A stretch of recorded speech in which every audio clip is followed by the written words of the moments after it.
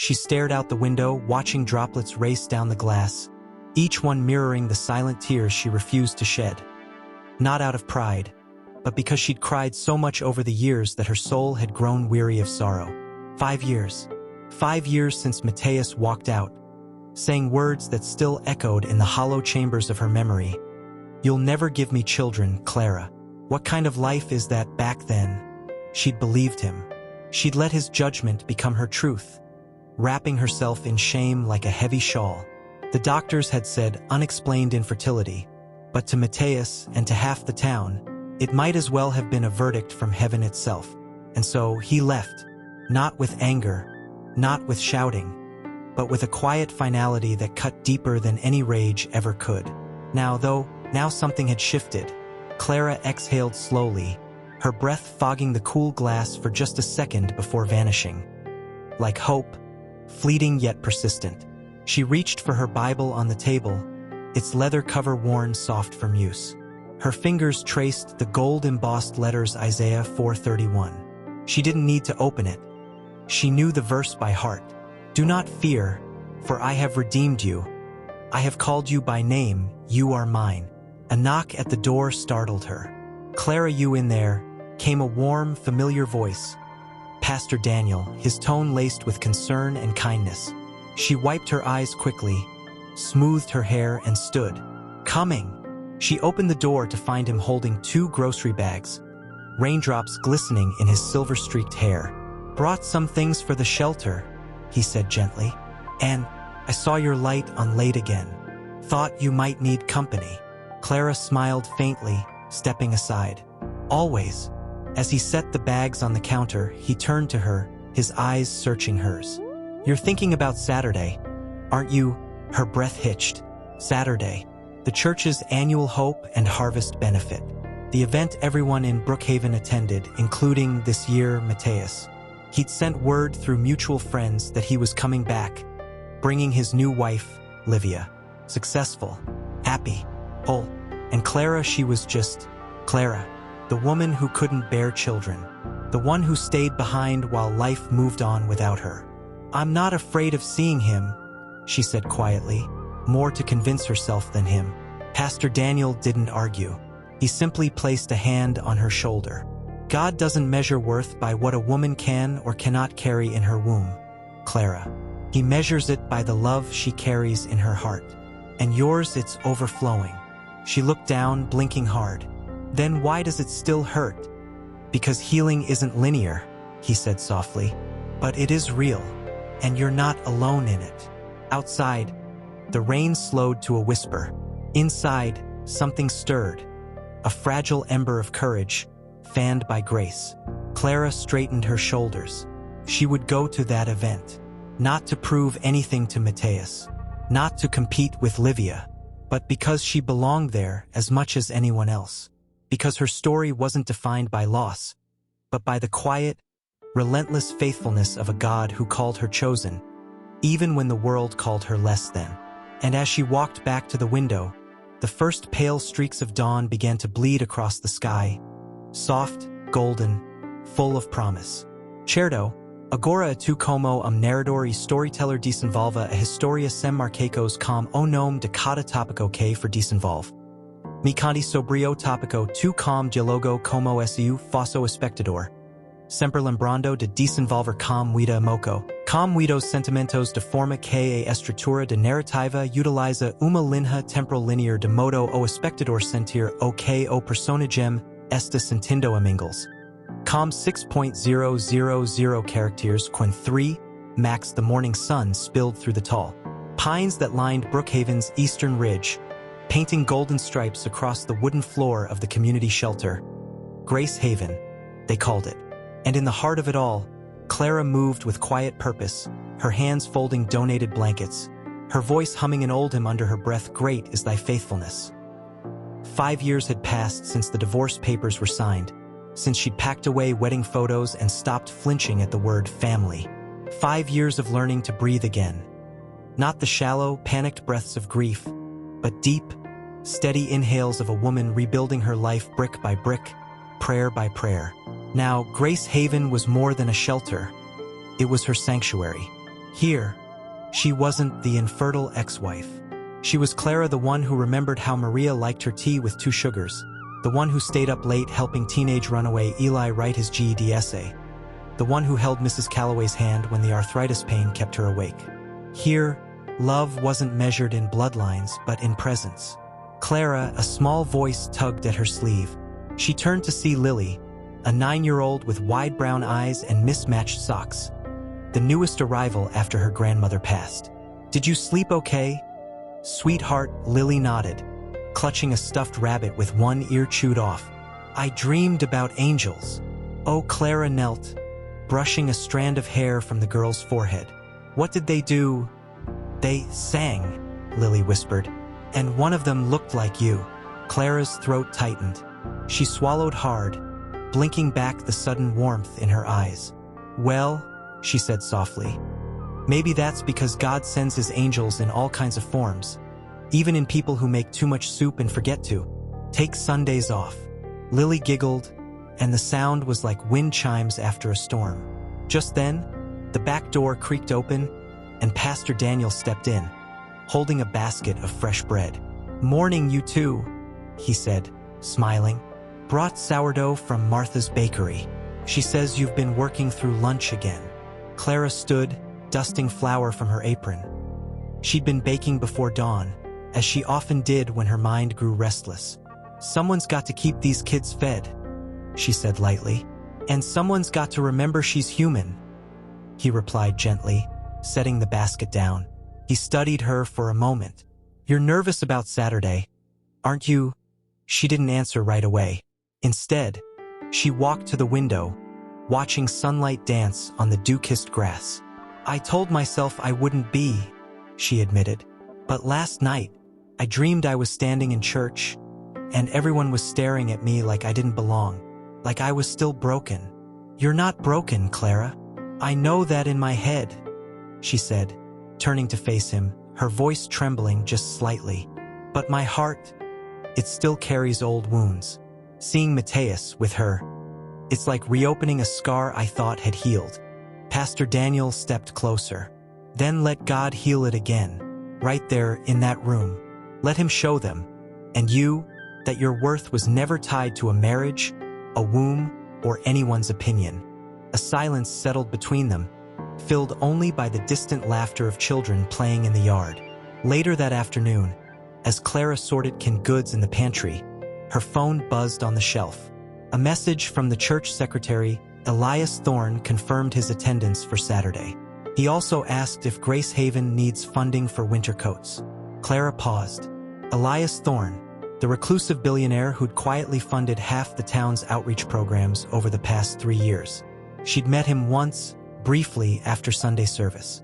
He hadn't worn a suit, just a simple sweater, worn shoes, and eyes that held a depth of sorrow and peace she rarely saw in people of his stature. "He doesn't even know me," she murmured aloud. "But he sees what you do," came a voice from the doorway.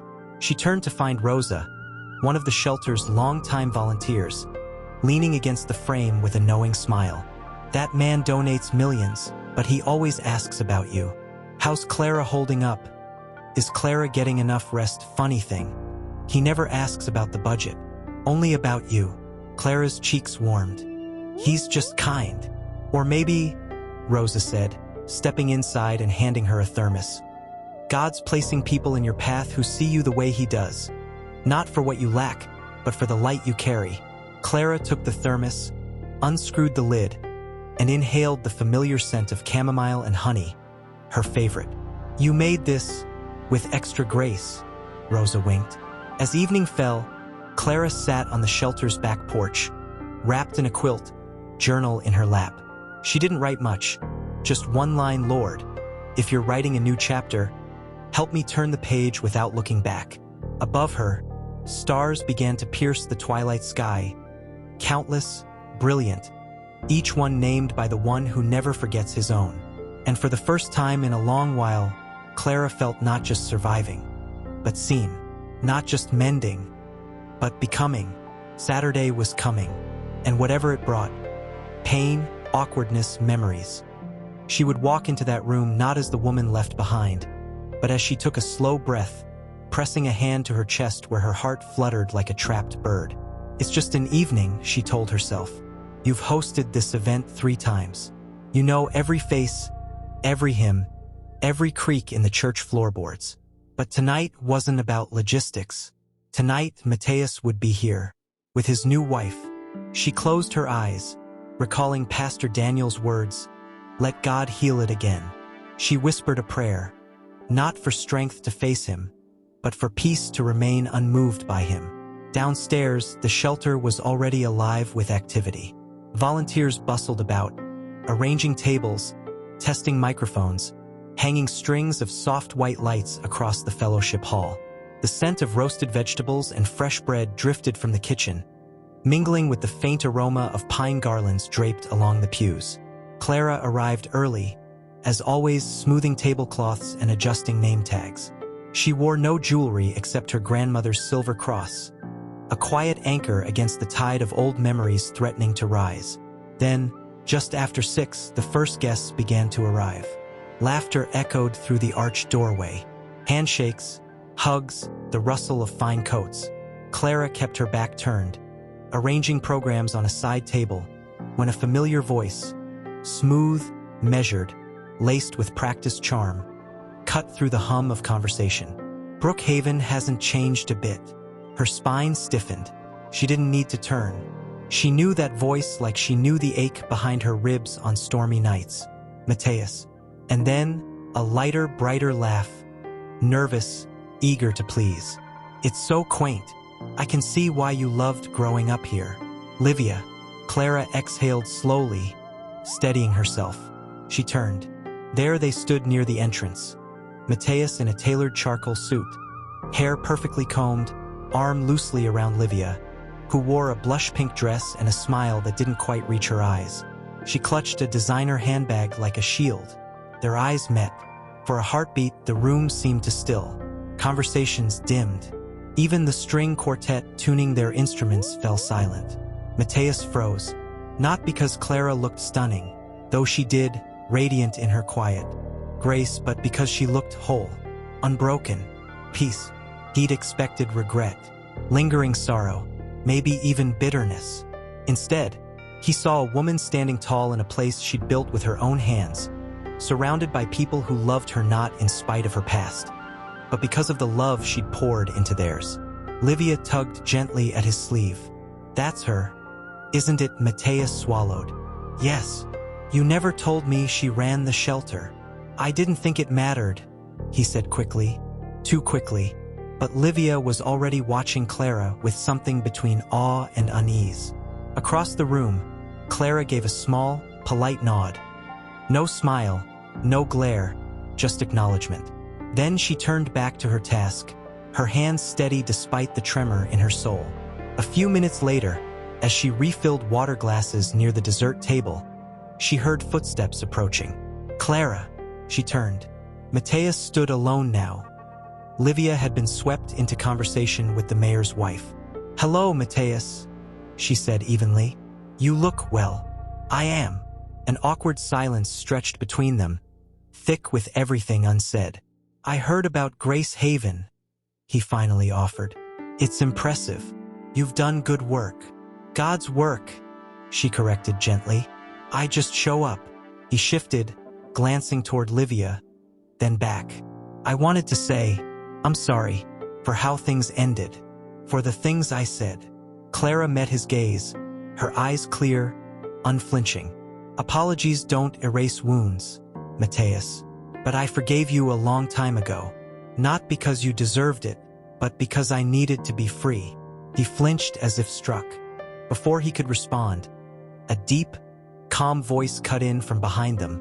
"Clara, the children's choir is ready for the opening song. They're asking for you." They both turned.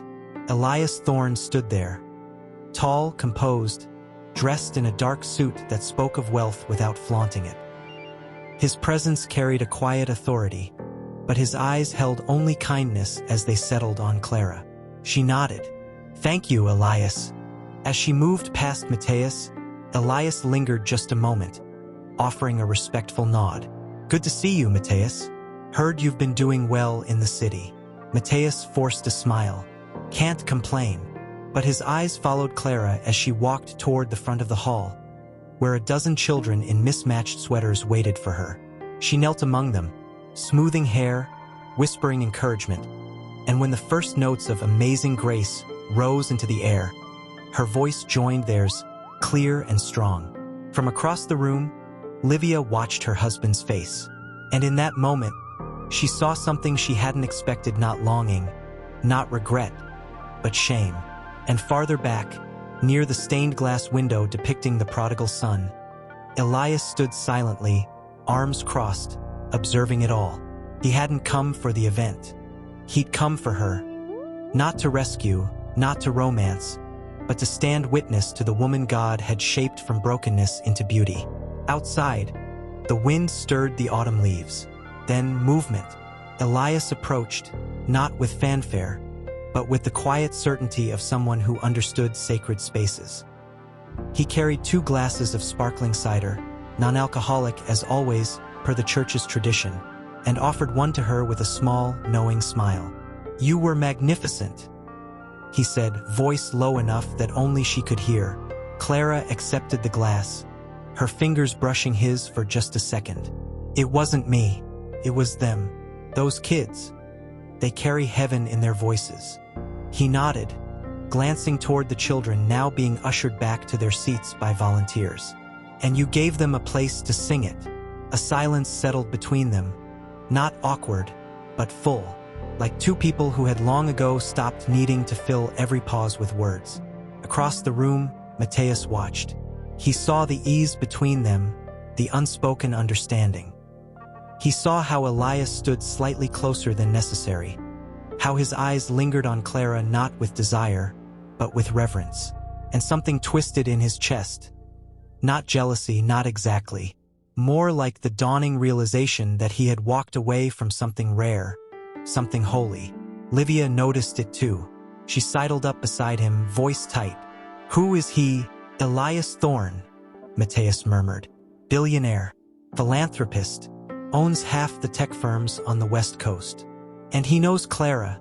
He funds her shelter," Matthias said, though even as he spoke, he knew it was more than that. The way Elias looked at her, it wasn't transactional. It was protective, tender. Back near the piano, Clara and Elias stepped onto the small platform where the evening's formal acknowledgments would begin. Pastor Daniel took the microphone. "We are deeply grateful tonight for those who give not just their resources, but their hearts," he said, eyes flicking to Elias. "Mr. Thorne has quietly supported Grace Haven for 3 years, but tonight, he asked to say a few words." A ripple of surprise moved through the crowd. Elias rarely spoke publicly. He stepped forward, adjusting the mic with calm hands. "I don't believe in grand speeches," he began, voice resonant yet gentle. "But I believe in grace, and I've seen it lived out, daily, by a woman who chose love when the world told her she had nothing to offer." Clara's breath caught. Clara didn't wait for a miracle to start being one, he continued, turning slightly to look at her. She became a home for the fatherless, a voice for the forgotten, a light in a town that once called her barren. But God doesn't call his daughters barren. He calls them blessed. A few people wiped their eyes. Livia looked down, gripping her clutch tighter. Matthias stood utterly still. Then, as Elias stepped down, he did something unexpected. He turned to Clara, placed a hand gently on her shoulder, leaned in, and kissed her forehead. Not on the cheek, not a peck, a deliberate, tender press of lips to skin, the kind a brother gives a sister, a friend gives a weary soul, a man gives a woman he honors as sacred. The room didn't gasp, but it inhaled, and Matthias, he froze, not just startled, frozen, as if time itself had seized his limbs, because in that single gesture, everything he thought he knew shattered. This wasn't flirtation, it wasn't revenge, it was blessing, and in that moment, he saw with brutal clarity what he had lost. Not a wife who couldn't bear children, but a woman who bore hope like a torch in the dark. Livia turned to him, voice trembling. "Did you know he cared for her like that, Mateus couldn't speak. His throat was too tight. Near the stage, Clara blinked rapidly, touched her forehead where his lips had been. It wasn't romantic, but it was intimate in a way that cut deeper than romance ever could. It was seen, honored. Elias met her eyes. "You needed that," he said softly. "Not from me, from God. And I was just the vessel." She nodded, tears glistening but unshed. "Thank you." Pastor Daniel stepped in smoothly, reclaiming the mic. "Let's move into dinner. Tables are assigned. Please find your place cards." As guests began to mingle, Clara excused herself, needing air. She slipped out the side door into the church courtyard, where lanterns glowed among the autumn trees. She didn't hear him follow, but she felt his presence before he spoke. "I didn't mean to cause a scene," Elias said from the shadows. She turned. "You didn't. You spoke truth. That's never a scene. It's a mirror." He joined her by the stone bench, hands in his pockets. Mateus looked like he'd seen a ghost. "Maybe he did," she said quietly. "The ghost of the man he could have been, if he'd chosen faith over fear." Elias was silent for a long moment. Then, "Do you still love him?" Clara looked up at the stars. "No, but I mourn the dream I had. The family I thought God promised me. That kind of grief doesn't vanish. It just transforms." "And what has it transformed into?" She smiled faintly. "Into this. Into Grace Haven. Into Lily's laugh. Into standing here tonight. Not broken, but beloved." Elias nodded slowly. "Then maybe that was the promise all along." Inside, the clinking of silverware and soft laughter drifted through the stained glass windows. But out here, under the watchful sky, something deeper was unfolding. A quiet realignment of hearts. And somewhere in the dining hall, Mateus stared at his untouched plate, Livia beside him, both of them wondering the same thing. What if the greatest loss wasn't infertility, but blindness inside? Mateus couldn't eat. He pushed peas around his plate, eyes fixed on the doorway where Clara had vanished. Livia watched him, her smile brittle, her voice carefully light. "You're quiet." "I'm fine," he said automatically. "You've been staring at that door for 10 minutes. He didn't deny it. "She's different." "Different how?" "Whole," he whispered, more to himself than to her. "Like she found something I didn't even know was missing." Livia's fork clinked against her plate. "We have a beautiful life, Mateus. A home, careers, people who admire us. What more do you want?" He looked at her then, really looked. And for the first time, he saw not the polished wife he'd chosen to replace his past, but a woman just as lost as he was, hiding behind designer clothes and rehearsed smiles. "I don't know what I want," he admitted, "but I think I gave up something real for something that only looks real." Livia's eyes glistened. She looked away quickly, dabbing her lips with a napkin. "Don't say that." "I'm not saying it to hurt you," he said gently. "I'm saying it because I finally see it." At that moment, Pastor Daniel approached their table, his expression calm but perceptive. "Mind if I join you two for a moment?" They nodded, and he sat, folding his hands. "You're both carrying heavy hearts tonight," he said without preamble. "And that's okay. God meets us in the weight." Livia swallowed. I thought coming here would prove something, that we moved on, that we're happy." "Happiness isn't proven," the pastor said softly. "It's lived. And sometimes, the bravest thing we can do is admit when we're pretending." Mateus exhaled sharply, as if punched. "I used her infertility as an excuse," he confessed, voice low and raw. "Not because I couldn't accept it, but because I was terrified of being tied to someone who needed me to be more than I was willing to be." Pastor Daniel nodded. "And now I see she didn't need me to be more. She needed me to stay. And I walked away." Inside, the dessert course was served, warm apple crisp with vanilla ice cream, Clara's favorite. But she still hadn't returned. Elias found her still on the bench, head bowed, fingers tracing the edge of her cross necklace. He didn't sit, just stood beside her, gazing up at the stars. "He's watching you," he said quietly. "I know." Does it hurt? She shook her head slowly. Not the way it used to. It's more sad. Like watching someone mourn a version of you that never really existed. Elias was silent for a long moment.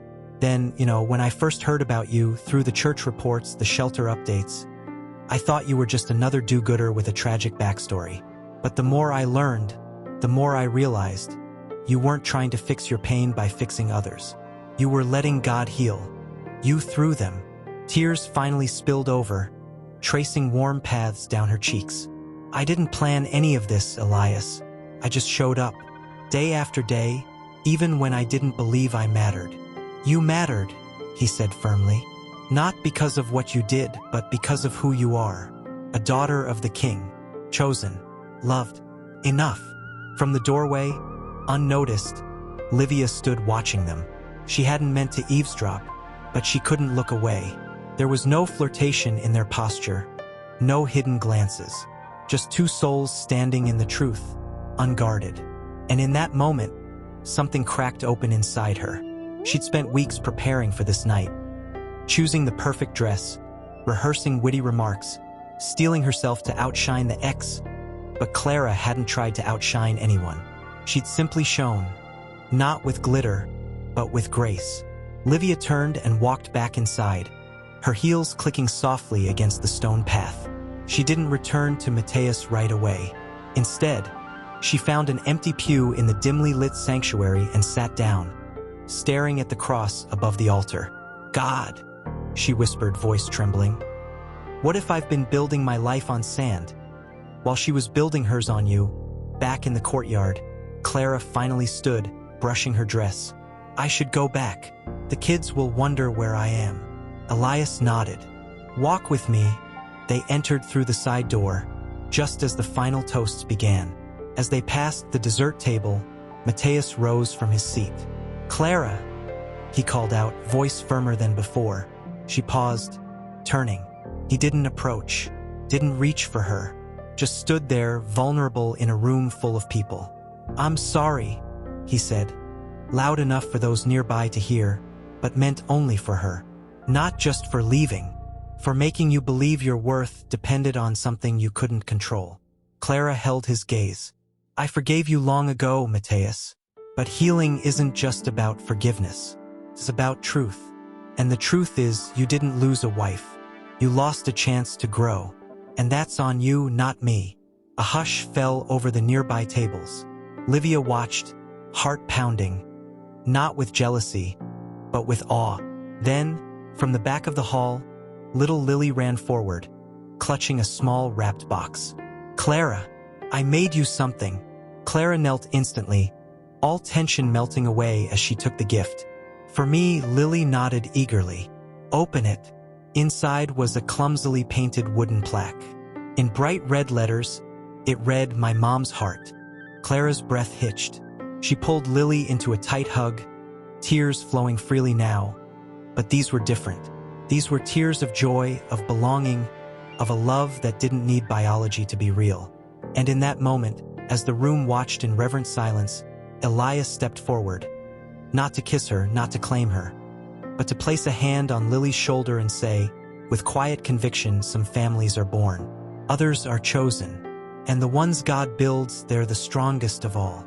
Mateus sat back down, his face pale, his heart shattered, not by loss, but by revelation, because he hadn't just seen Clara kissed by a billionaire. He'd seen her crowned, not with jewels, but with love. And the throne she sat on wasn't made of wealth or status. It was built on grace. And as the night deepened, one question pulsed beneath every heartbeat in that room, but not everyone saw grace in that moment. Across the room, Mateus sat rigid, his knuckles white around his water glass. He hadn't moved since Clara spoke her truth. Her words, "You lost a chance to grow," echoed in his skull like a gong, because he knew she was right.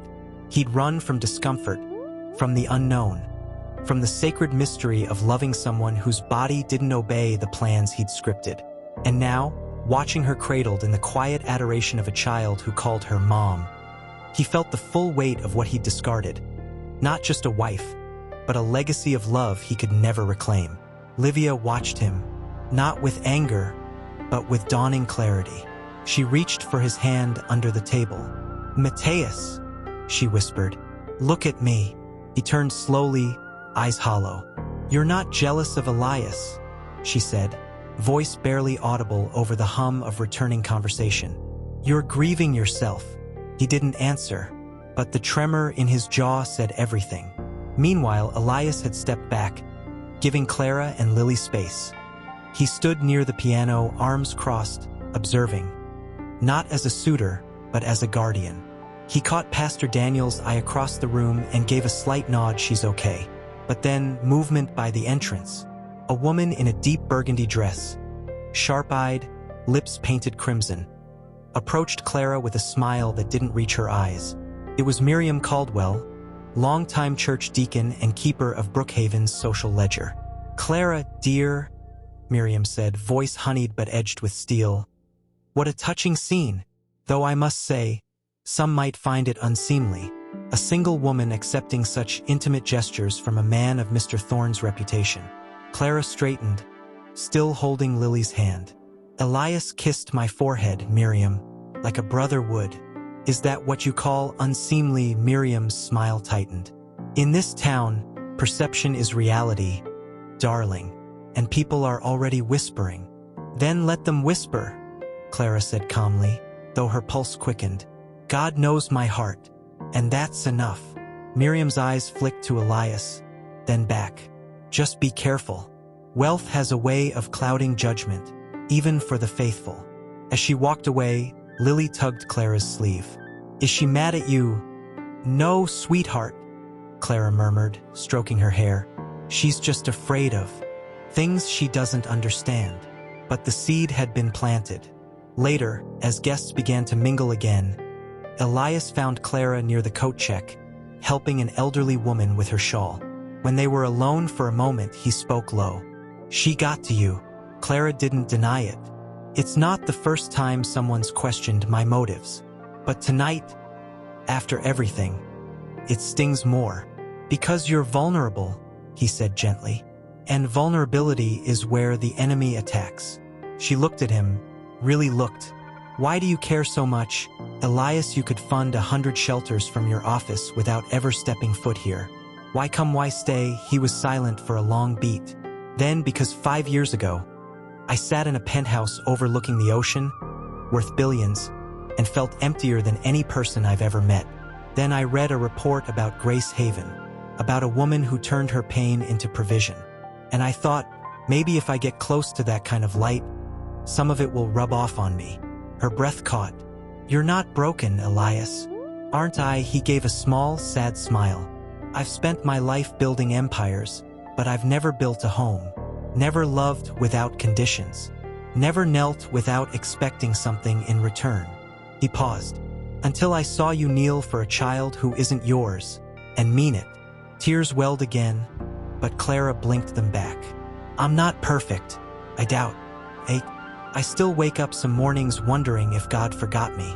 And yet," he said softly, "you show up. That's holiness, Clara. Not perfection, persistence."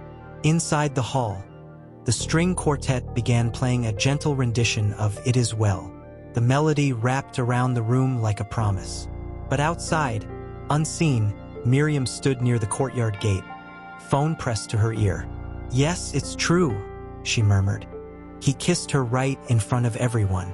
And now she's parading that orphan around like she's some saint. Honestly, I worry about the message it sends." Unbeknownst to her, Livia had overheard. She stepped forward, voice quiet but firm. "Stop." Miriam turned, startled. "Livia, I didn't see you there." "I heard enough," Livia said, her usual polish replaced by something raw. "Clara didn't parade anyone. She loved someone no one else wanted. And Elias didn't kiss her out of passion. He blessed her. There's a difference." Miriam scoffed. "Oh, come now. Men like him don't bless women like her out of charity." "Then maybe," Livia said, chin lifting, "you've never seen real charity, because I just did. And it looks nothing like the gossip you're spreading." Miriam flushed, muttering something before hurrying off. Livia stood alone in the cool night air, heart racing. She defended Clara, not out of loyalty, but because something inside her had shifted. The armor of comparison had cracked, and through the fissure, truth had slipped in. Back inside, Clara felt a sudden chill. She glanced toward the doors, sensing a shift in the atmosphere, like the calm before a storm. Elias noticed too. "Something's coming," he said quietly. She nodded. It always does. But this time she wasn't afraid, because she finally understood the kiss hadn't been about romance. It had been a declaration that her worth was visible, undeniable, celebrated. And no whisper, no judgment, no ghost from the past could erase that. Still, as the night wound down and guests began to leave, Clara couldn't shake the feeling that the real test hadn't passed yet. It was only beginning, and somewhere in the shadows of Brookhaven, a letter was being sealed.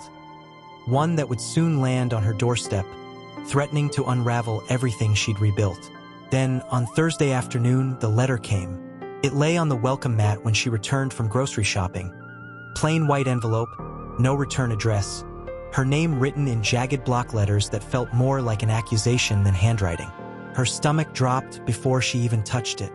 Inside, a single sheet of paper bore only 3 lines: "You think you're holy because a rich man kissed your forehead. Don't fool yourself, or this town. Some women aren't meant to play mother or saint."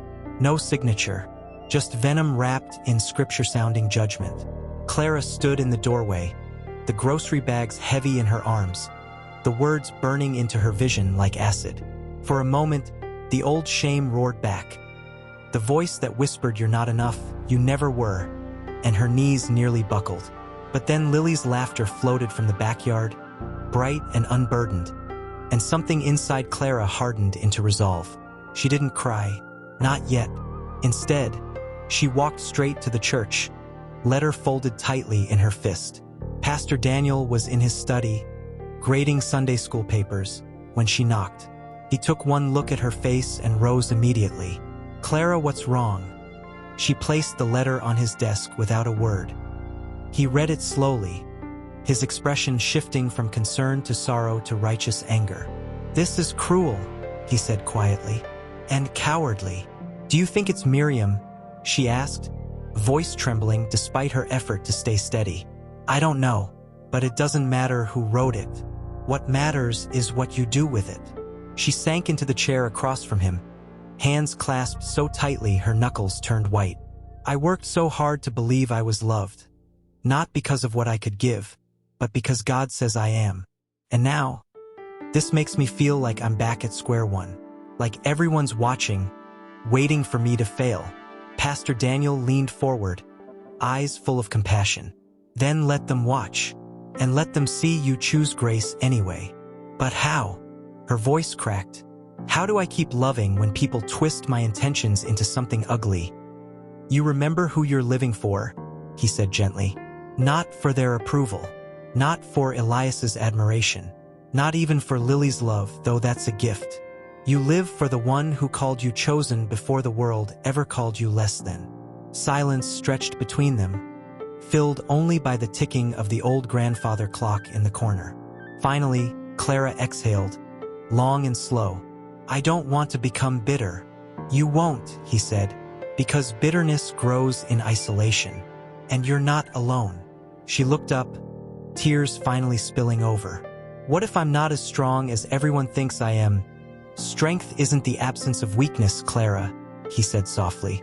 "It's surrender in the middle of it. And you've been surrendering for years." Later that evening, she sat on the porch swing at Grace Haven, the crumpled letter tucked in her pocket like a stone. The sky darkened, stars blinking awake one by one.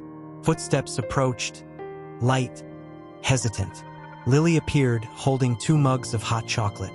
"Pastor Daniel said you might need this." Clara smiled faintly, taking one. "Since when do you deliver drinks?" "Since I decided I'm your guardian angel," Lily said seriously, climbing onto the swing beside her. "And angels protect people from mean letters." Clara's breath hitched. "You heard about it," Lily nodded. "Mrs. Rosa told me someone was being nasty, but I told her it doesn't matter." She looked up, eyes wide and fierce. "Because you're my mom, and moms are brave." Clara pulled her close, pressing a kiss to her hair. "Even when they're scared, especially then." In that moment, the weight lifted, not gone, but shared. And as the night deepened, Clara made a decision she wouldn't hide. She wouldn't retreat. She would keep showing up with open hands, a guarded heart, and unwavering faith that truth, in time, always silences lies. But miles away, in a dimly lit study, Mateus stared at his own reflection in the window, Livia asleep upstairs. He'd heard about the letter through a mutual friend, and for the first time he didn't feel relief that Clara was hurting. He felt shame for every time he'd let others define her worth. And deeper still, a question stirred: what if I'm part of the reason she's being attacked? Meanwhile, Elias sat in his quiet home overlooking the hills of Brookhaven, reading a verse he'd underlined weeks ago.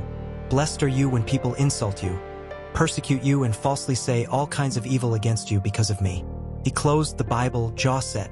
If anyone thought they could drive Clara into hiding, they didn't understand one thing: grace doesn't run from fire. It walks through it, unburned, unbroken, and utterly radiant. And tomorrow, at the weekly prayer meeting, the whole town would see just how she hadn't slept. Not because she was afraid, but because the wound had been reopened, and this time it wasn't just about her. It was about Lily, about the children who called this place home, about every woman in town who'd ever been told she wasn't enough because her body didn't obey someone else's expectations. A knock at the back door startled her. She turned, half expecting Pastor Daniel. But it was Elias, standing under the porch awning, coat damp at the shoulders, holding 2 paper bags from Martha's bakery. "You didn't answer your phone," he said gently, stepping inside without waiting for an invitation. "I got worried." She tried to smile, but it faltered. "I'm fine." He set the bags on the table, then looked at her, really looked. "No, you're not." The kindness in his voice undid her. Tears spilled over before she could stop them. She turned away quickly, wiping her face with the back of her hand. "I don't want to be weak." "You're not weak for hurting," he said, stepping closer. "You're human, and humans break when lies are thrown like stones." She faced him then, eyes red-rimmed but fierce. "Why would someone do this? What did I ever do to them?" "Nothing," he said firmly, "except live so beautifully that it makes their bitterness look ugly." She let out a shaky breath. "It's just, I worked so hard to believe God saw me as whole. And now it feels like the whole town is whispering that I'm pretending. That I'm using Lily, using Gracehaven, even using you, to look like I've moved on." Elias's expression darkened. "Let them talk. But don't you ever let their smallness make you doubt your purpose." He reached into his coat pocket and pulled out a folded sheet of paper. "I got one too." Clara's eyes widened. "What?" He handed it to her. The handwriting was the same, jagged, anonymous. "Stay away from her. You're not her savior. You're just another man blinded by a pretty sob story." Her hands trembled. "Elias, I didn't come here for drama," he said quietly. "I came because I believe in what you're building. And if someone thinks threatening us will make us back down, they don't understand what faith looks like in action." Just then, Lily bounded into the kitchen, still in pajamas, hair in wild tangles. "Is that cinnamon rolls?" she asked hopefully. Elias smiled, ruffling her hair. "Fresh from the oven." As Lily tore into a roll, Clara watched her. This child who had no blood tie to her, yet clung to her like she was oxygen. And in that moment, clarity struck like lightning. "This isn't about me," she whispered. "It's about her. They're afraid of what we represent. A family built on love, not biology. And that terrifies people who only understand worth through tradition." Elias nodded slowly. "Then let's show them what love looks like when it refuses to be ashamed." Later that afternoon, Clara walked into the church for the weekly prayer meeting. Not hiding, not shrinking, but head high, Lily's small hand tucked in hers. The room fell silent as she entered. Some looked away, others stared openly. Miriam sat near the front, lips pressed into a thin line. Pastor Daniel greeted her with a warm smile and a nod that said, "You belong here." But it was Elias who surprised everyone.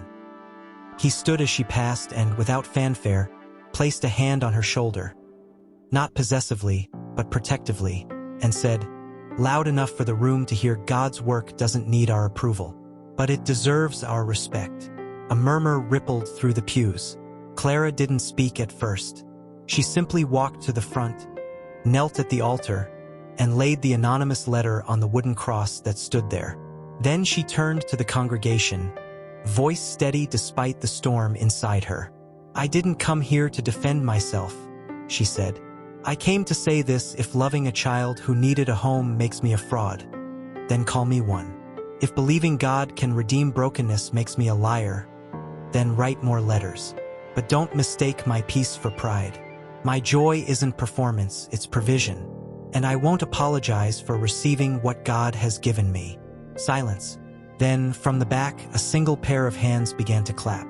It was Rosa, tears streaming down her face. One by one, others joined, soft at first, then stronger, until the room filled with applause that wasn't about admiration, but affirmation. Miriam stood abruptly and left without a word. But Livia remained, sitting beside Matthias, who hadn't taken his eyes off Clara all evening. And for the first time, he didn't see his ex-wife. He saw a woman walking in divine authority, wounded, yes, but unshaken. As the meeting ended, Elias approached Clara near the baptismal font. "You were brave." "I wasn't brave," she said softly. "I was just tired of letting fear speak louder than faith." He studied her for a long moment. "What happens now?" She looked toward the door, where Lily waited, swinging their linked hands like a pendulum between past and future. "Now," Clara said, "we keep loving, loudly, unapologetically, even when it costs us." Outside, the rain had stopped, and in the puddles on the church steps, the sky reflected, clear, wide, and full of light. But in the shadows of Brookhaven, someone watched from a parked car, phone in Elias, however, couldn't shake the unease coiled in his chest. He'd seen how the letter had shaken her. Not her faith, but her sense of safety, and that unsettled him more than he cared to admit. So on a quiet Tuesday morning, he drove to Gracehaven not in his usual black sedan, but in an old pickup borrowed from the church's maintenance crew. Less conspicuous, less billionaire, more neighbor. He found Clara in the garden behind the shelter, kneeling in the damp earth, planting marigolds with Lily. Her hands were dirty, her hair pulled back in a loose braid, and for a moment, he just watched. This woman who built beauty from broken ground. "Need help?" he called softly. She looked up, surprised, then smiled. "Only if you know which end of the trowel goes in the dirt." He knelt beside her, rolling up his sleeves. "I may run companies, but my grandmother taught me how to grow zinnias. That counts for something." As they worked side by side, the silence between them was easy, filled only by birdsong and Lily's chatter about ladybugs. But when the girl ran inside to fetch water, Elias turned to Clara, voice low. "I need to clear something up," he said. "About the kiss." Her hands stilled in the soil. She didn't look at him. "You don't owe me an explanation. I owe you the truth," he insisted gently. "Because I think people are misunderstanding what that moment meant. And I won't let my gesture become a weapon used against you." She finally met his eyes. "What did it mean to you?" he exhaled, choosing his words like precious stones. "When I kissed your forehead that night, it wasn't because I saw you as someone to pursue. It was because I saw you as someone set apart. You stood there, after everything you'd endured, and you radiated a peace that doesn't come from this world. And in that moment, I felt honored. Like I was standing in the presence of someone who'd touched the hem of God's robe and kept walking." Clara's breath caught. "I've met powerful women," he continued. "Brilliant, beautiful, commanding. But none of them carried what you carry, grace under fire. And that kiss, it was my way of saying, I see you, and what you're doing matters." Tears shimmered in her eyes, but she blinked them back. "Then why does it feel like everyone else saw it as something else?" "Because the world confuses holiness with romance," he said softly. "It can't comprehend a man honoring a woman without wanting to possess her. But that's exactly what I'm doing, Clara. I'm not here to replace Mateus. I'm here to stand with you as a friend, a brother in Christ, a partner in this work. She looked down at her muddy hands, then back at him. And if people keep twisting it, then we keep living in truth, he said firmly, loudly, consistently, until the lies lose their power. Just then, Lily returned with a watering can, sloshing water onto her shoes. Look, I brought enough for all the flowers. Elias smiled, taking the can. Good, because these marigolds are going to bloom brighter than anyone expects. Later that afternoon, as Elias helped repair a leaky faucet in the shelter's kitchen, Clara stood in the doorway watching him work. His brow furrowed in concentration, sleeves rolled up, completely at ease in a place most men of his stature would never set foot. Rosa appeared beside her, arms crossed, a knowing glint in her eye. He's not courting you, is he? Clara shook her head. No, good, Rosa said firmly, because the town doesn't need another love triangle. It needs a miracle, and you too, you're building one. But not everyone saw it that way. That evening, Livia sat alone in the guest room of the bed and breakfast where she and Mateus were staying. She'd been distant since the prayer meeting, lost in thoughts she couldn't name. When Mateus finally knocked on her door, she didn't answer right away.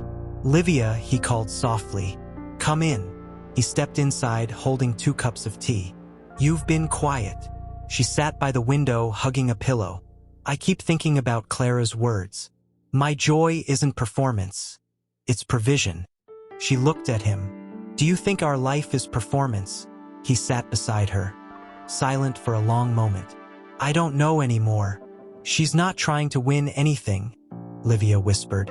She's just living, and it's terrifying how much that exposes us. Mateus stared into his tea. I used to think I left her because of infertility, but now I wonder, did I leave because I was afraid of becoming the man she needed me to be? Livia reached for his hand. Maybe it's not too late to become him. He looked at her, startled. For her, no, she said gently. For us, for God. Back at Grace Haven, Clara stood on the porch as dusk settled over the hills. Elias had left an hour ago, but his words lingered like a benediction. She pulled out her phone and typed a message. Not to him, but to Pastor Daniel. I think it's time to start the adoption process for Lily. Officially. She hit send, then looked up at the first stars appearing in the violet sky. Inside, Lily laughed at something on the TV, her voice bright and unburdened. And in that moment, Clara knew. No letter, no whisper, no ghost from the past could steal this. Because what God was building here wasn't just a family. It was a testimony.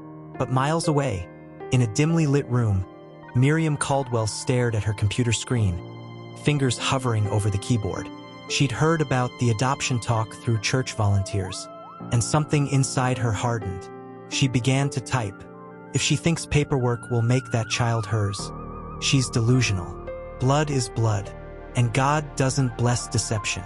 She hit send to a local family services contact she knew from years of church committee work. The wheels were turning, and this time the attack wouldn't come in an envelope.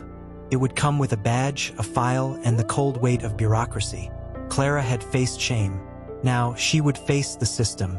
And the question hanging in the humid night air was no longer will she survive. Didn't notice the 2 figures approaching the front walk until Rosa burst through the back door, face pale. Clara, she whispered urgently. There are people at the gate, from Child Protective Services. Clara's hands stilled in the soapy water. Her heart dropped like a stone into deep water. Slow, heavy, inevitable. Why, she asked, voice barely above a breath. Rosa shook her head. They didn't say, but one of them mentioned an anonymous concern about placement suitability. Anonymous. The word slithered through Clara's chest like ice. She dried her hands slowly, deliberately, as if steadying herself for a storm she'd seen coming but hoped would pass her by. Lily, she said gently, turning with a smile that didn't reach her eyes. Sweetheart, can you go play in the garden for a few minutes just until I talk to these visitors? Lily frowned but nodded. hopping down from her chair and skipping outside with her crayons clutched tight. Clara took a deep breath, smoothed her sweater, and walked to the front porch. Two women stood there, one older, stern-faced, clipboard in hand, the other younger, eyes avoiding Clara's. "Miss Clara Bennett," the older one asked. "Yes, I'm Agent Delaney with County Family Services. This is my associate, Ms. Ruiz. We're here following up on a formal concern regarding the welfare and legal guardianship of Lily Chun, currently residing under your care." Clara's throat tightened, but her voice remained calm. "Lily is not my legal ward yet. We're in the early stages of private adoption through the church's licensed agency. All paperwork is filed, all home studies completed." Agent Delaney's expression didn't soften. "We're aware, but we've received credible allegations that your living arrangement may be unstable, and that your recent public associations," she paused, just long enough for the implication to land, "could pose emotional risks to the child." Clara's blood ran cold. "Public associations? Elias, you mean because a friend showed me kindness?" she asked, voice steady despite the tremor in her hands. "Or because my ex-husband showed up at a church event?" "We don't speculate," Delaney said coolly. "We investigate, and until we verify the environment is appropriate, we must consider temporary alternative placement." "Alternative placement," Clara's voice cracked. "You mean take her away only if necessary?" the younger agent said quickly, finally meeting Clara's eyes. "We're not here to punish you, Ms. Bennett. We're here to protect Lily." Clara looked past them, to the garden where Lily sat drawing a picture of a house with 3 stick figures, 2 tall, 1 small, and a son with a smiling face. Her family, the thought of that child being pulled from this home, from this love, from the only stability she'd ever known. It was a physical pain, sharp and suffocating. "May I speak with you inside?" Clara asked quietly. "Please." They followed her into the living room, where photos of shelter kids lined the walls, graduation pictures, birthday celebrations, first days of school. Evidence of love, not neglect. Clara sat across from them, hands folded in her lap. "I understand your duty, but Lily came to me broken." She flinched at loud voices. She didn't know how to hug, and now she sings in the shower. She calls me Mom when she thinks I'm not listening. That's not instability. That's healing. Agent Delaney's pen hovered over her clipboard, and Mr. Thorne, his involvement, financial and personal, raises questions about motive. "His motive is faith," Clara said, voice rising just slightly. "He believes in this ministry, in me, and if caring for orphans makes us suspicious in your eyes, then maybe your system needs to examine its own heart." A tense silence followed. Then the younger agent leaned forward. "Is there any truth to the claim that you've been presenting Lily as your biological daughter?" Clara stared at her, stunned. "Who said that?" "We can't disclose sources," Delaney said stiffly. "No," Clara said firmly. "I have never ever claimed Lily as my biological child. I tell the truth, always. She's my daughter by love, by choice, by the grace of God. And if that's not enough for your forms and your files, then your system is broken." Just then, the front door opened. Elias stood there, briefcase in hand, eyes sharp with quiet fury. He'd heard from Rosa the moment the agents arrived. "Agents," he said, voice calm but commanding. "I'm Elias Thorne, primary donor to Grace Haven and legal advisor to its adoption program. I assume you have a warrant or court order to conduct this inquiry." Delaney stiffened. "We're within our rights to perform a welfare check based on credible concern." Credible. Elias stepped inside, closing the door behind him. "Or convenient because I've reviewed the complaint logs." The anonymous concern was submitted by someone with direct ties to this church's leadership committee, someone who's publicly criticized Ms. Bennett before. He placed a folder on the coffee table. "Here's a copy of every communication between Grace Haven and the state. Every background check. Every reference letter, including from Pastor Daniel, 3 licensed social workers, and 2 judges. Lily's case is transparent, lawful, and loving." Agent Delaney flipped through the pages, her resolve visibly wavering. Clara watched them, heart pounding, but said nothing. She didn't need to defend herself anymore. The truth was speaking for her.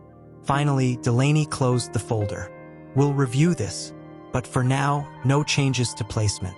However, we'll be monitoring closely. Clara nodded. Monitor all you want.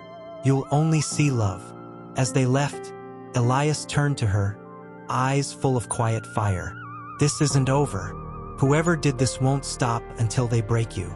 Clara looked out the window at Lily, now chasing butterflies in the grass, blissfully unaware.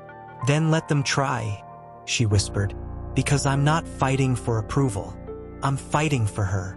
But as the agent's car disappeared down the road, Clara's hands began to shake, not from fear, from rage, because she knew who had done this. And for the first time, forgiveness felt like a distant shore. That night, alone in her room, she knelt by her bed, tears streaming down her face. God, she sobbed, I want to love like you do, but right now all I feel is betrayal. Outside, the wind howled through the trees. He'd heard about the CPS visit from Livia, who'd heard it from Rosa, who'd heard it from Elias. And with each retelling, the truth sharpened into a blade. Someone in this town had weaponized his past to wound her present. And he knew he'd helped build that weapon. Footsteps echoed softly down the aisle. He didn't look up until Pastor Daniel slid into the pew beside him, coat damp from the storm. You've been carrying this a long time, the pastor said gently, not as a question, but as a fact. Matthias exhaled, voice rough. I told people she was infertile like it was a flaw, like it made her less of a woman. And now, someone's using that same lie to say she's unfit to be a mother. Regret is a heavy companion, Daniel said. It's not just regret, Matthias whispered, eyes glistening.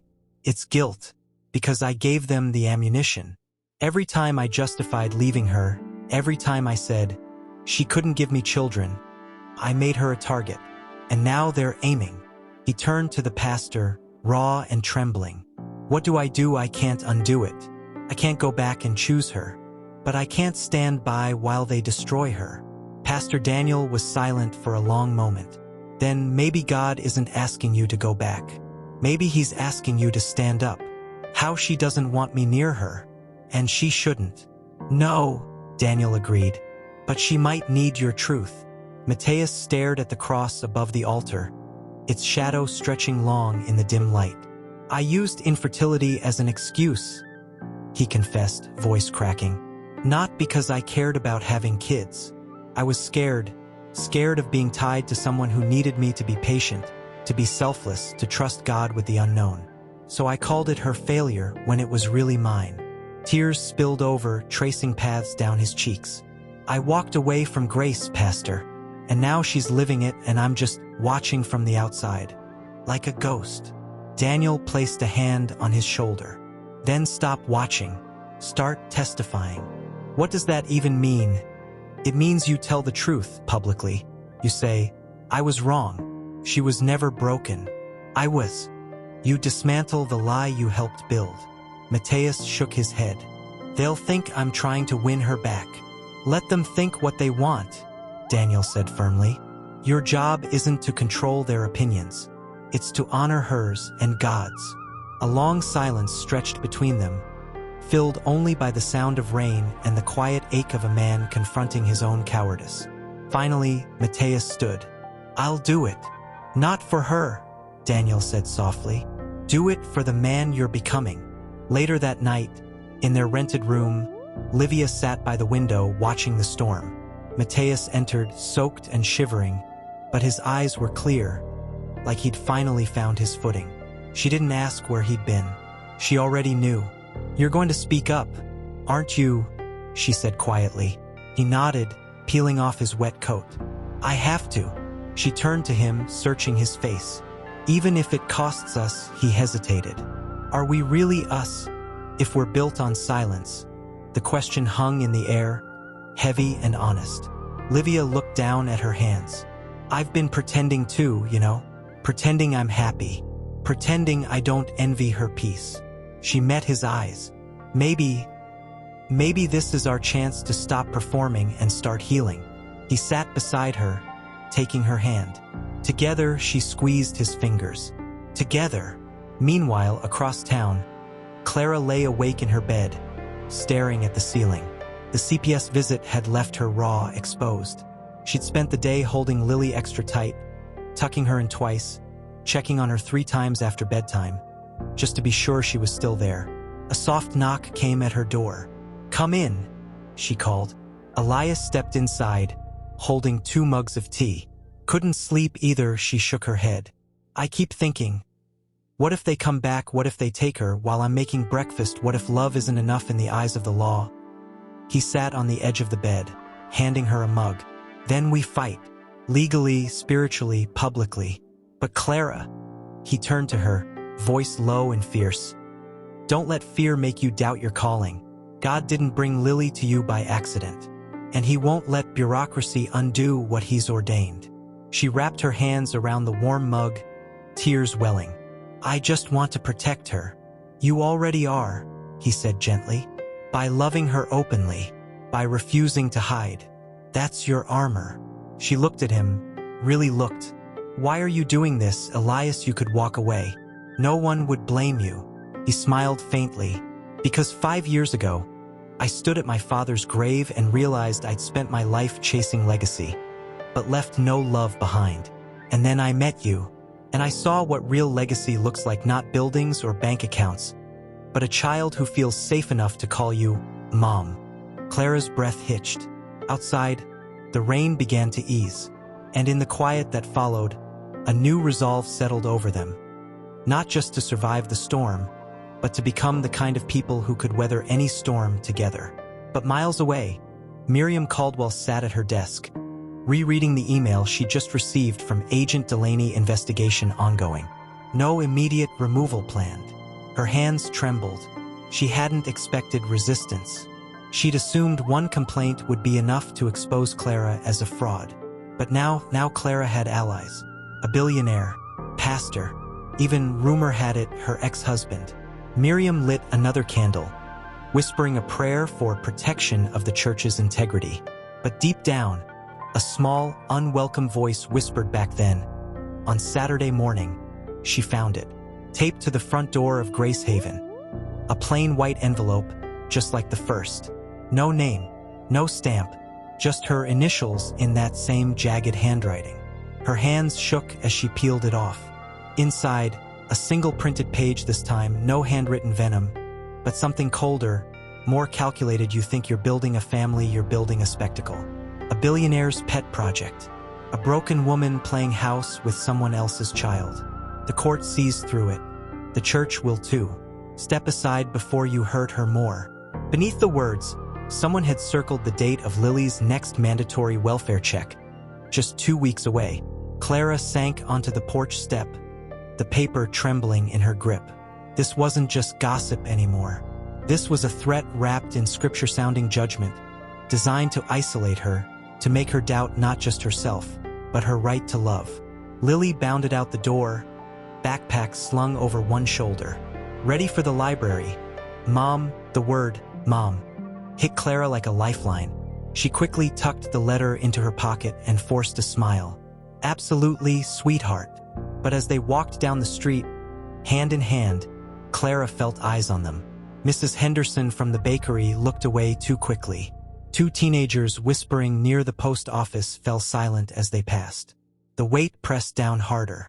Later that afternoon, after tucking Lily in for her nap, Clara drove straight to the cemetery on the hill, the place where her mother was buried beneath a simple headstone that read, "She loved well."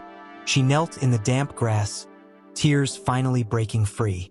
"I don't know how to do this, Mama," she whispered, voice raw.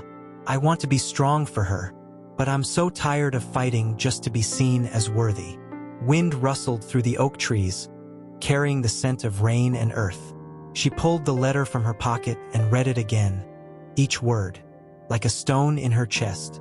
Then, quietly, she began to tear it apart, slowly, deliberately, until it was nothing but confetti in her hands. "I won't let fear write my story," she said aloud, scattering the pieces over her mother's grave. Not again. As she stood to leave, a voice called out behind her. Clara, she turned. Pastor Daniel stood there, umbrella in hand, concern etched into his face. Rosa said you left in a hurry. She didn't answer right away, just nodded toward the scattered paper. Another letter. He stepped closer, eyes sad but steady. You can't keep absorbing these attacks alone. I'm not alone, she said, voice firmer now. I have Lily. I have Grace Haven. I have God. And you have us, he said gently. But Clara, you need to prepare. If this goes to court, they'll dig into everything, your past, your finances, your relationship with Elias. They'll twist kindness into conspiracy. I know, she said softly. But what choice do I have? Walk away, let them tell Lily she was never really mine. No, he said. You stand, but you stand wisely. Let Elias bring in a lawyer. Let the church council issue a public statement of support. And most importantly, let yourself lean on the body of Christ, not just carry it.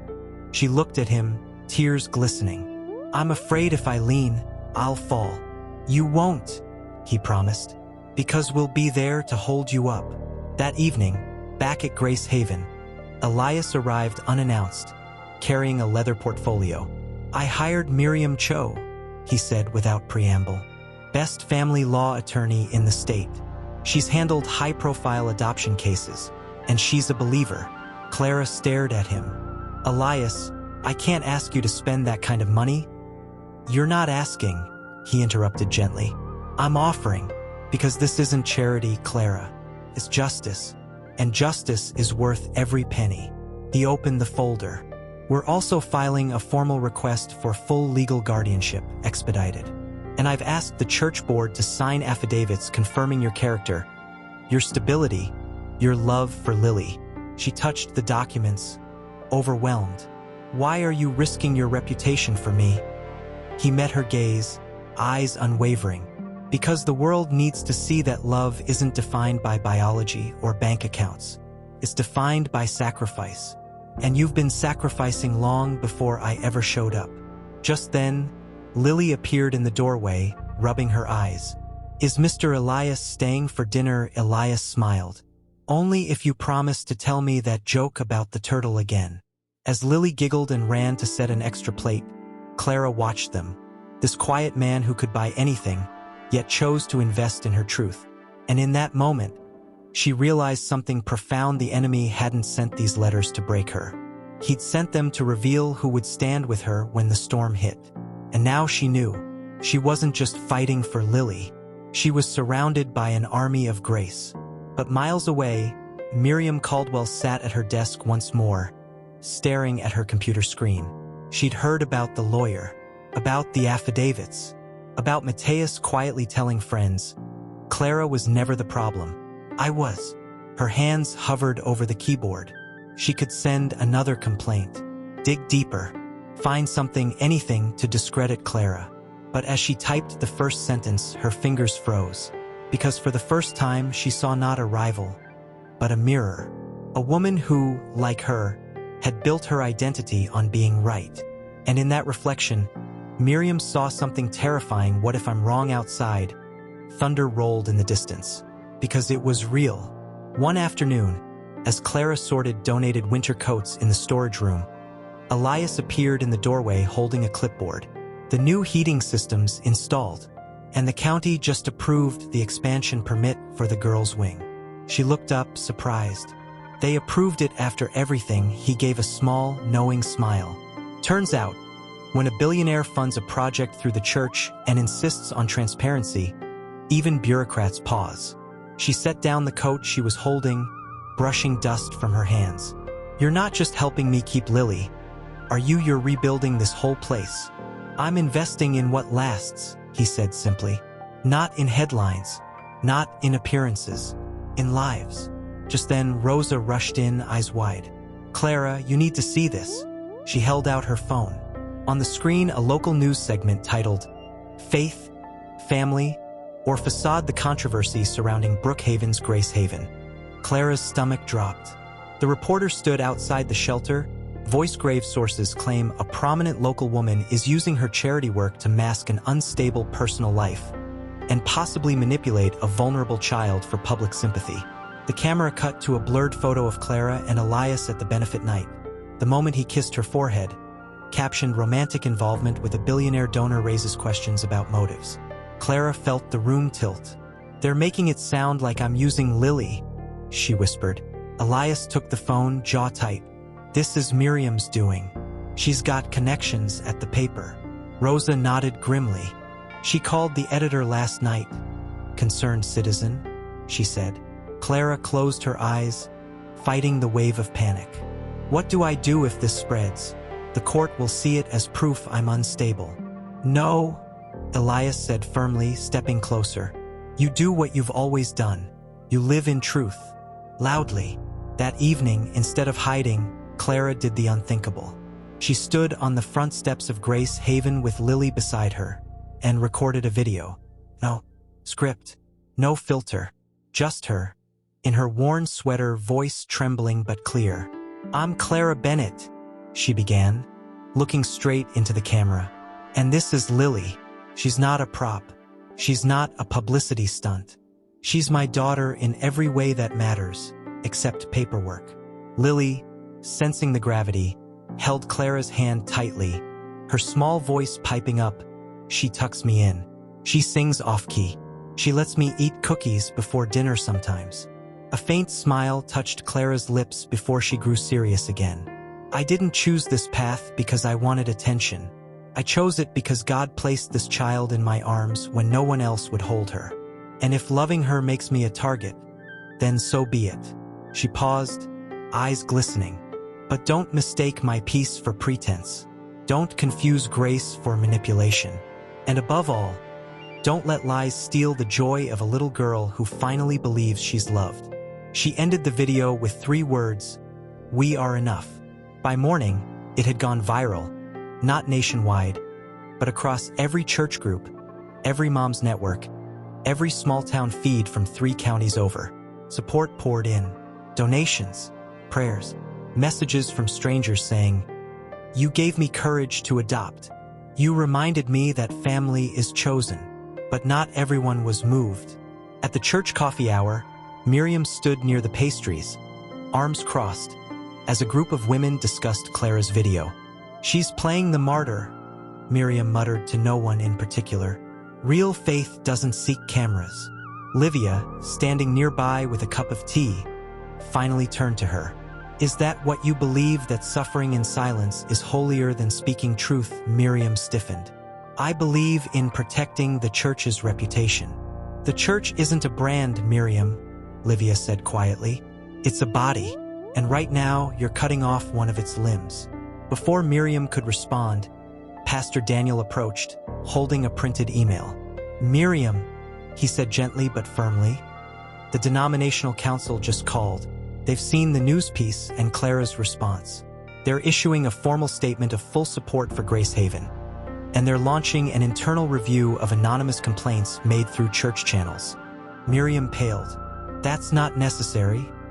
"It is," he said, "because if we claim to be Christ's hands and feet, we can't let fear masquerade as discernment."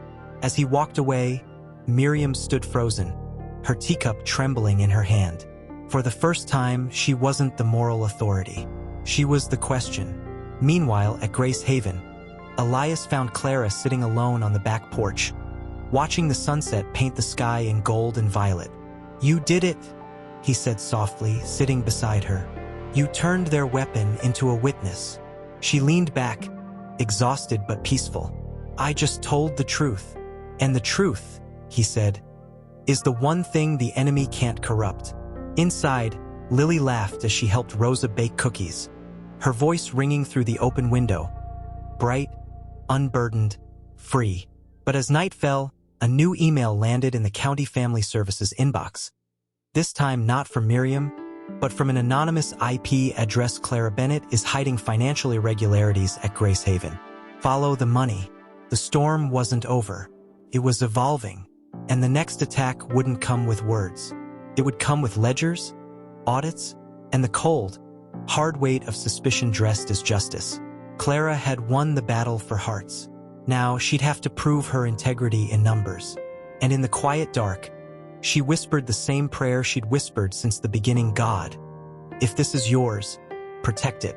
Not for my sake, but for hers. And now someone was calling her a thief. Her hands trembled as she flipped through the pages, not out of guilt, but out of grief.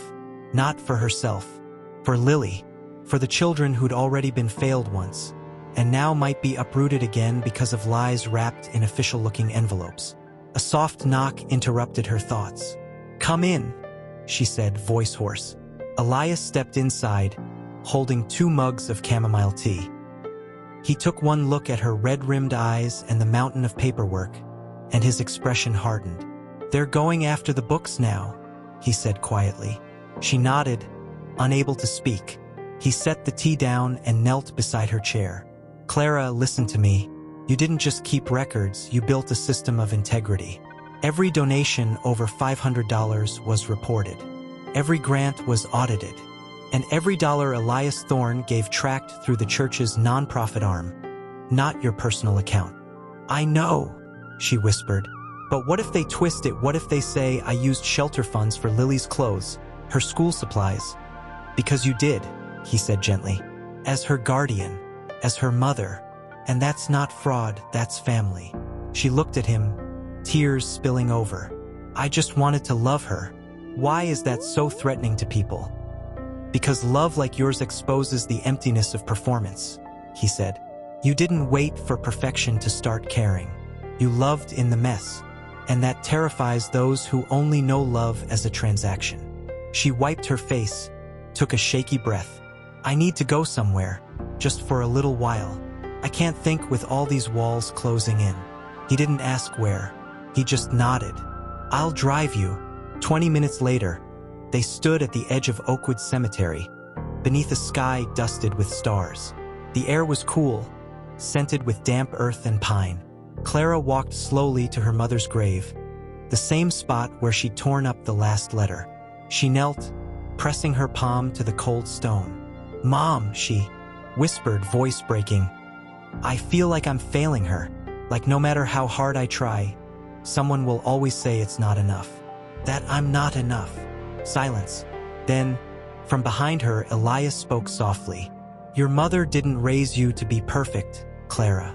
She raised you to be faithful." Clara turned, tears streaming. "But what if faithfulness isn't enough to keep her safe?" "It is," he said, stepping closer. "Because God doesn't measure your worth by court rulings or bank statements. He measures it by the love you give when no one's watching. And you've given it daily, sacrificially, without keeping score." She looked down at her hands, calloused from work, stained with ink and soil. "I used to dream of holding my own baby. I'd imagine rocking her to sleep, teaching her to pray, watching her take her first steps. And when that dream died, I thought my life was over." She paused, voice thick with emotion. "But then Lily came, and I realized God didn't close a door. He opened a window, and through it, He gave me a daughter who needed me exactly as I am, broken, healing, and willing to try again." Elias knelt beside her. "Then don't let fear steal that truth. Let the audit come. Let them dig. Because when they see your books, they won't find corruption. They'll find worship. Every dollar spent was an act of love. And love leaves a trail even the darkest accusations can't erase."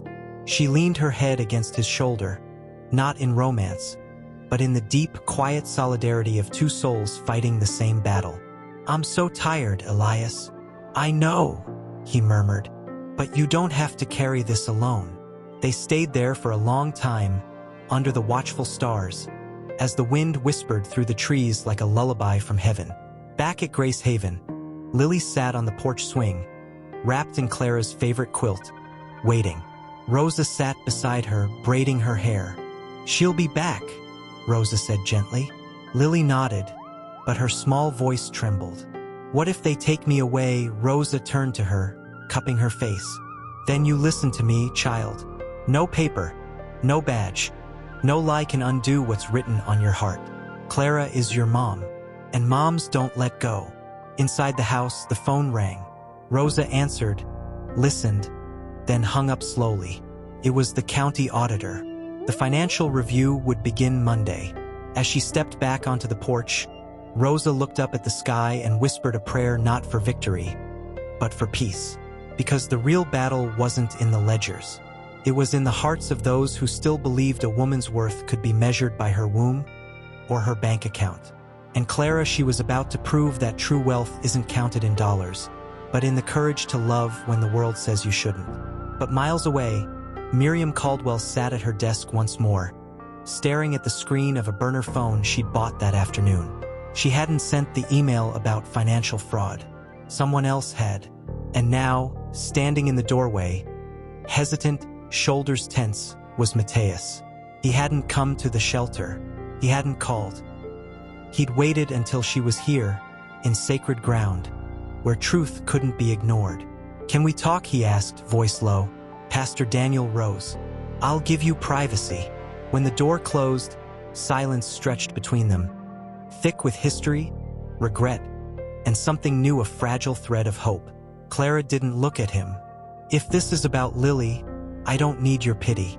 "It's not pity," he said, stepping closer but stopping just short of invading her space. "It's accountability." She finally met his eyes. They were different now, softer, humbler, stripped of the certainty that once made him so cruel. "I heard about the audit," he said, "and the news story, and everything." She looked away. "Then you know I'm being painted as a fraud." "No," he said firmly. "I know you're being attacked for doing what I was too cowardly to do. Love without conditions." Her breath hitched. "I came to apologize," he continued, voice trembling slightly. "Not just for leaving, but for every time I let others define your worth. For every dinner party where I said she couldn't have kids, like it was your failure and not my fear." Clara's eyes filled with tears, but she didn't blink them away. "Why now, Mateus, why after all this time?" "Because I finally see you," he said, voice breaking. "Not as the woman I walked away from, but as the woman God never stopped calling beloved. And I can't stand by while people tear you apart for loving like he does." He took a deep breath. "I've spoken to the church council. I've told them the truth, that my divorce had nothing to do with your infertility and everything to do with my pride. And I've offered to testify if it comes to court." She stared at him, stunned. "You do that? I owe you that much," he said. "Maybe more." For a long moment, she said nothing. Then slowly she stood. "I forgive you, Mateus," she said quietly. "I forgave you years ago, but forgiveness doesn't mean reopening doors God has closed." He nodded, eyes glistening. "I'm not asking to come back. I'm asking to stand with you, as a witness, not a husband." She studied him, the man who once called her barren, now calling her brave. "Then stand," she said softly. "But know this, I'm not fighting for your approval, or the town's. I'm fighting for her." "I know," he said, "and I'll do whatever it takes to protect that." Just then, the door opened. Livia stood there, holding a folder. She looked from Clara to Mateus, then stepped inside with quiet resolve. "I brought the financial records from the church's side," she said, handing the folder to Clara. "Every transfer from Elias's foundation, every grant approval, every audit trail. It's all here." Clara took it, surprised. "Why are you helping me?" Livia met her gaze. No jealousy, no pretense, just honesty.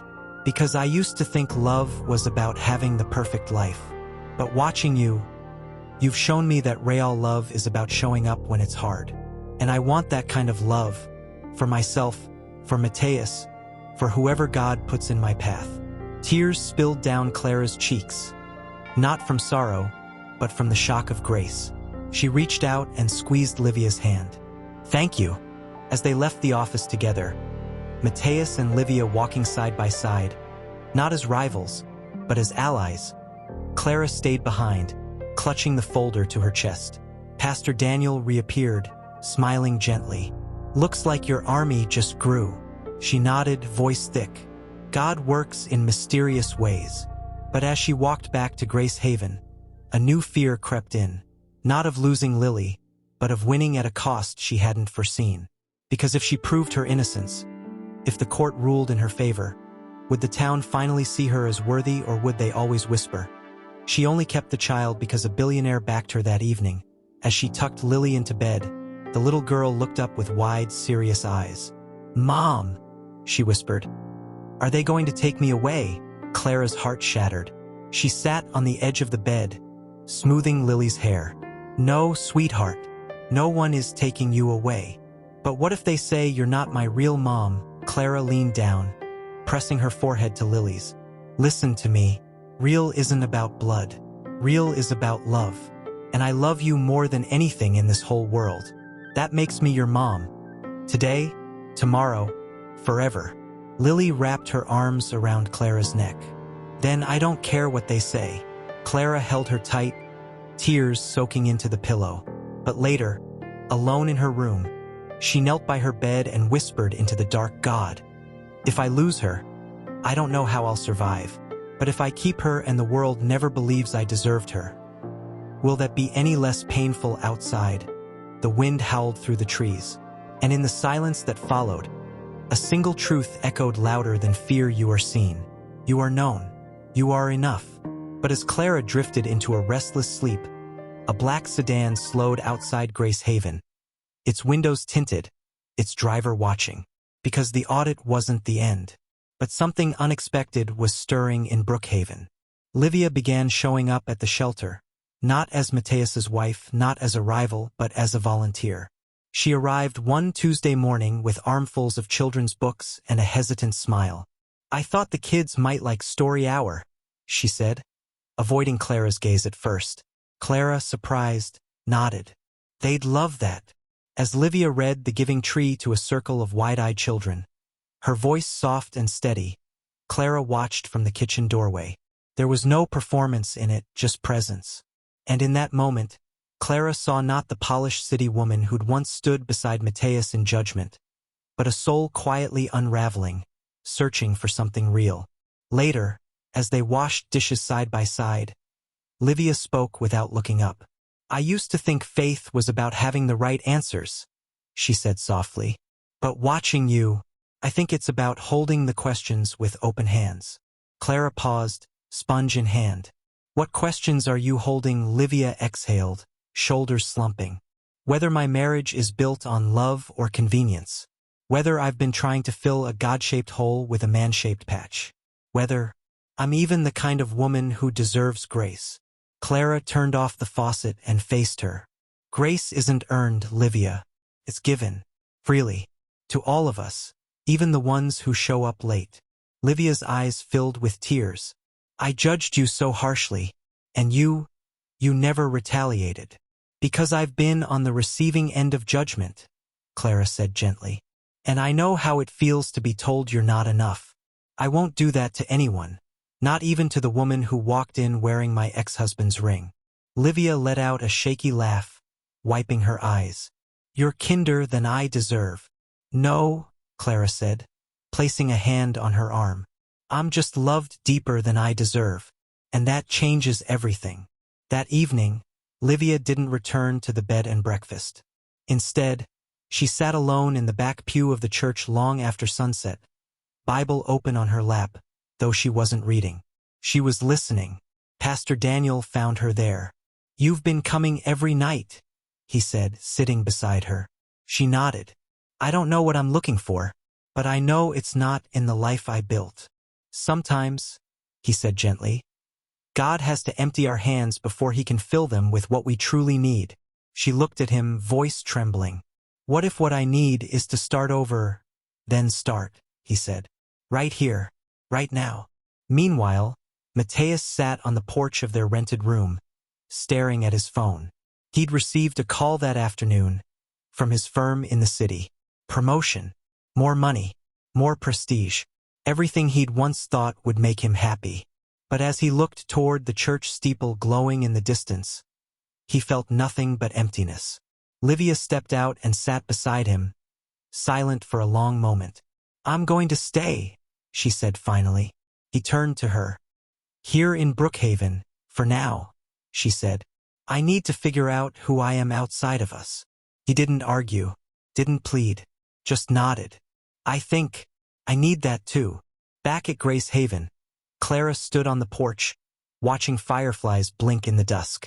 Elias joined her, handing her a cup of tea. You look tired, he said. I am, she admitted. But it's a clean kind of tired. The kind that comes from fighting for something true. He leaned against the railing, gazing at the stars. Livia's changed. She's not the enemy, Clara said softly. She's just lost, like I was. And Mateus, he's trying, she said. And that's more than I ever expected. Just then, Lily ran out holding a drawing. Look, I made a picture of our family. She held up a crayon sketch, 3 figures. Clara, Lily, and a tall man with kind eyes and a cross around his neck.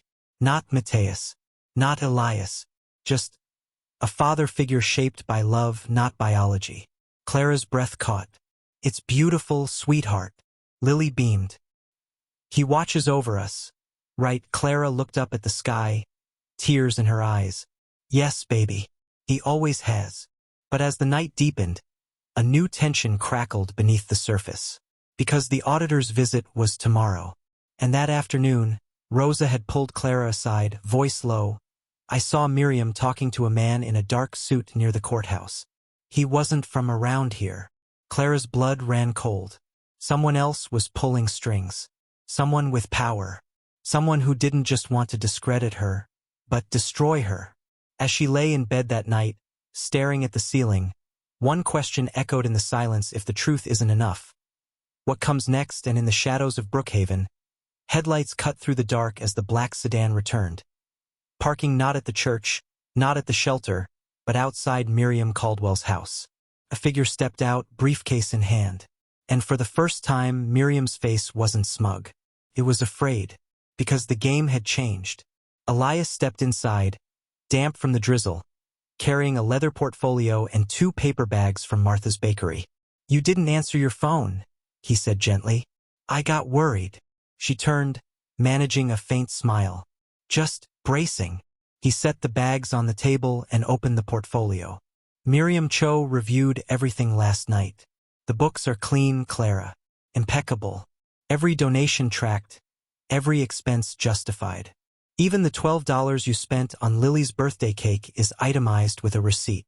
She let out a shaky breath. Then why do I feel like I'm standing on trial? Because you are, he said, voice low and steady. Not just for finances, but for your right to love. And that's a trial no ledger can fully defend. He stepped closer, his eyes searching hers. But I need you to hear this, even if they find nothing wrong. And that won't silence the whispers. Not completely. So I've been thinking about why I'm really here. She frowned. You're here to help Lily. To support Grace Haven. I was, he admitted. At first. But now. It's more than that. He paused, choosing his words with the care of someone handling sacred things. I spent my life building empires, Clara. Towers of glass and steel that gleam in the sun but cast long shadows. And for years I told myself that was legacy. But watching you, how you kneel to tie a child's shoe, how you stay up all night with a feverish teen, how you love without expecting anything in return, I realized something. He looked down, then back at her, eyes glistening. I don't want to leave behind a fortune. I want to leave behind faithfulness. And the only way I know how is to follow the example you've lived. Her breath caught. Elias? I'm not saying this to win your heart, he said quickly, almost urgently. I'm saying it because I finally see what real purpose looks like. And it's standing right in front of me, wearing a faded sweater and holding the world together with grace. Tears spilled down Clara's cheeks. Not from romance, but from the sheer weight of being seen. Not for her past, not for her pain, but for the quiet holiness of her daily yes to God. Before she could respond, Lily burst into the kitchen, hair in pigtails, eyes wide with excitement. Mr. Elias, the auditors are here. Clara's stomach dropped. Through the window, a county sedan pulled up, followed by a second car, black, unmarked, unfamiliar. Elias's expression hardened. That's not the auditor. He moved to the door just as 2 men in dark suits approached. one holding a badge. Ms. Bennett, the taller one said, voice clipped. We're with the State Ethics Commission. We're here to investigate potential misuse of nonprofit funds involving private donors. Clara's blood ran cold. Ethics Commission, this was beyond the audit. This was an escalation. Elias stepped forward, calm but firm. You'll need a warrant to enter this property, and I suggest you speak with our attorney before making unfounded allegations. The man's eyes narrowed. This isn't about allegations, Mr. Thorne. It's about patterns. Large, unreported transfers, questionable beneficiary designations, and a child placed in a home with no legal standing. Clara's knees nearly buckled. Beneficiary designations, she'd never asked Elias for anything. Not money, not promises, not security. But then she remembered months ago, Elias had quietly added Gracehaven as a beneficiary in his estate plan. A standard move for major donors, meant to ensure the shelter's future. Had someone twisted that into proof of manipulation? Inside, Lily peeked from behind the door, eyes wide with fear. Clara turned to her, voice soft but strong. Go upstairs, sweetheart. Read your book. Everything's going to be okay. As Lily disappeared, Clara faced the men, spine straight, voice clear. You can review every document, interview every witness, but you will not intimidate a